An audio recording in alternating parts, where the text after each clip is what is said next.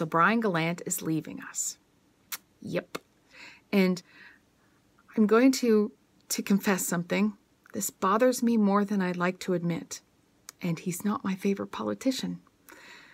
So, all our lives we are told to learn from our mistakes, to take the hard lessons and use them.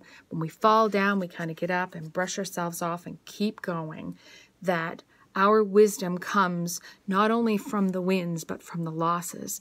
And now, I've got no light because my computer screen just closed down.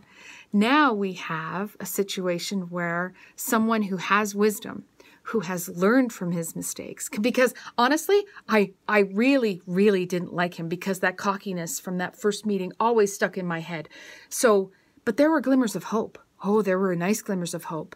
I have been an advocate for those less fortunate for a long time, basically since I was one of those less fortunate, convincing a repo man in 1993 not to take my car, having a problem buying groceries and paying bills and wondering if I could fill the tank with gas for my car or whether or not I was going to be driving on bald tires. I remember those years. But when he announced the daycare program for low-income families, when he announced the tuition program for low-income families, there were glimmers.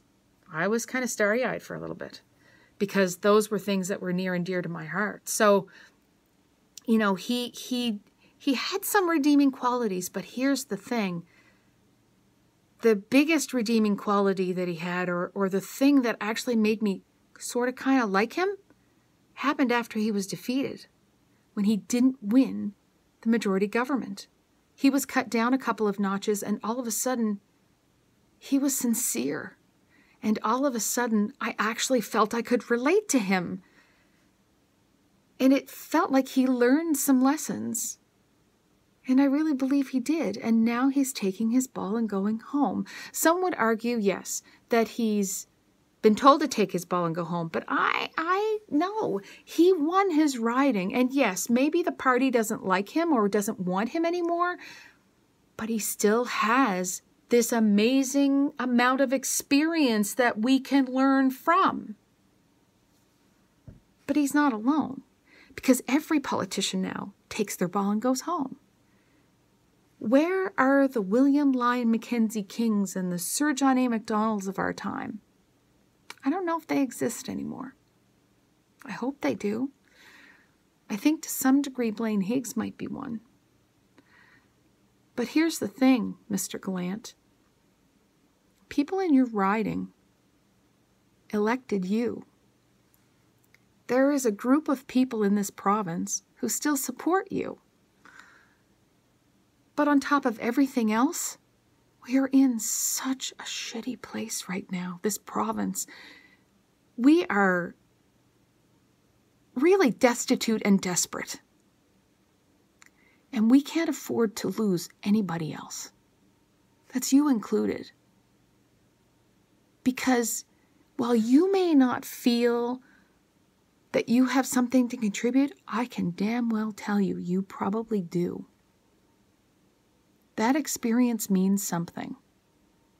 Don't throw it away. Don't throw us away. Politicians are always telling us how they get into this for all the right reasons, you know, that they want to serve, that they have a real passion to contribute. Well, contribute. Don't leave. Why do people do this now? It's like we forgot what our parents and our teachers and our mentors taught us.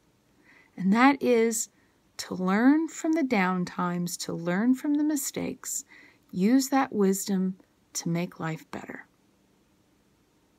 to build that path. Help us build the path, man. Don't leave, because we cannot afford to lose any more wisdom or any more people. Stay. Not because I like you. Stay because we need you.